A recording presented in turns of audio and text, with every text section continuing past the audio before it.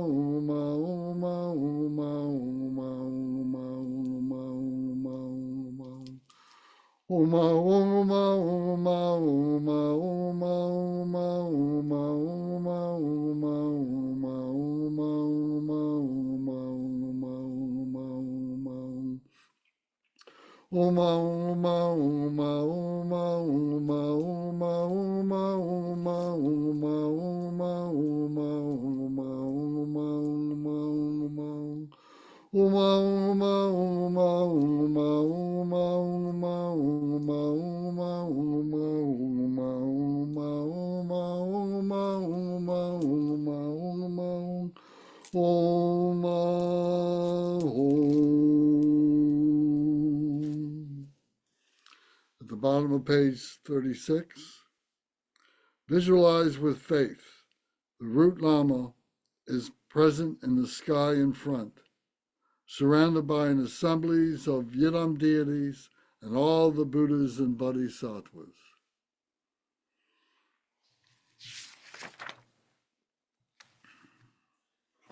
Now to the lineage dedication, page 37, and continuing.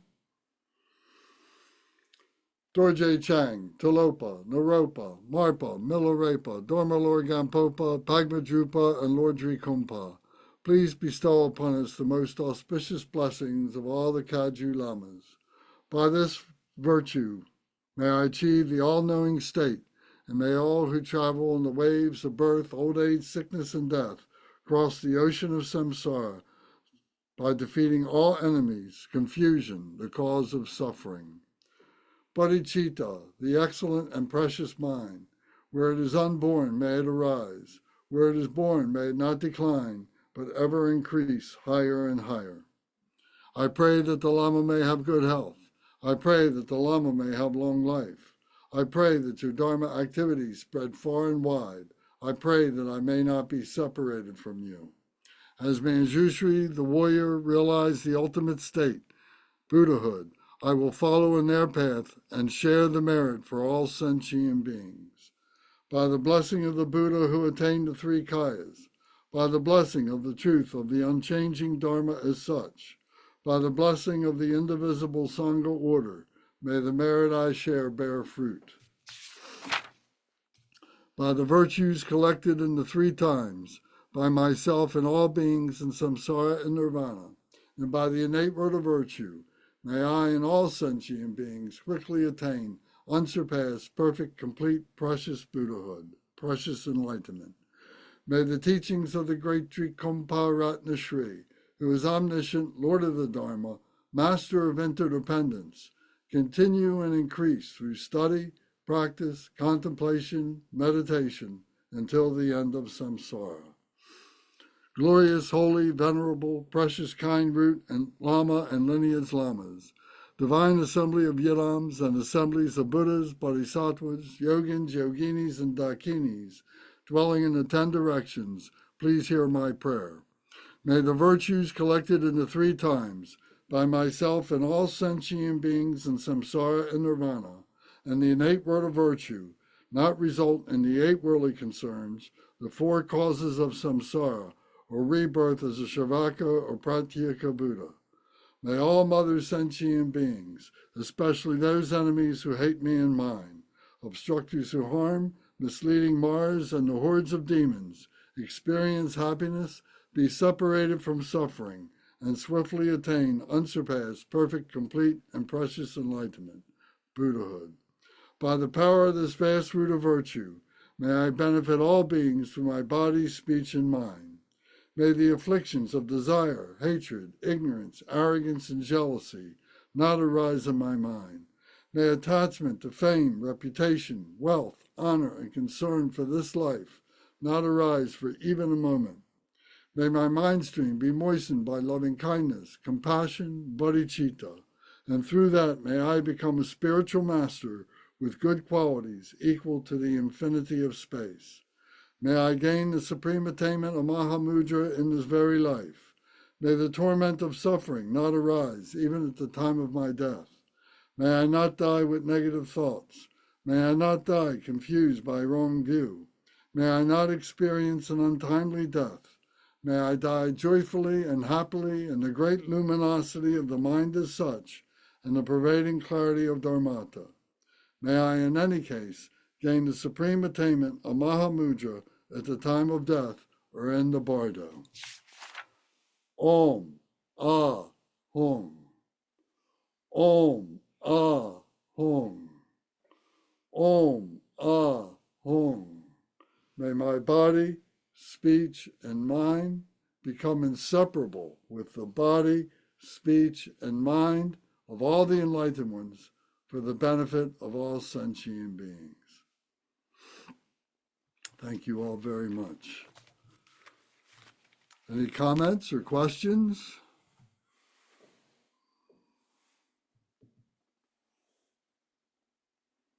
Thank you, Lance. That was a big one. Thank you very much. I see you were in your car. How did you do prostrations in your car? That's why I had to jump out. I'm near the like a little grass here, so I could do it outside into fresh air too. Oh, well, very good. Good for you. That's wonderful. I bet that attracted some interest. Yeah, that's pretty hardcore. That's hardcore Buddhism. That's the quick way to liberation. All right. All right. All right. Enjoy Sunday, everybody. All right. Thank you. Happy Easter. Thank you. Thanks, everyone. Thank you. Next week we'll continue with the prostration refuge, but then after that we're going to start the Vajrasattva purification part. So we'll be focused on that for our Sunday practices. Okay. Thank you.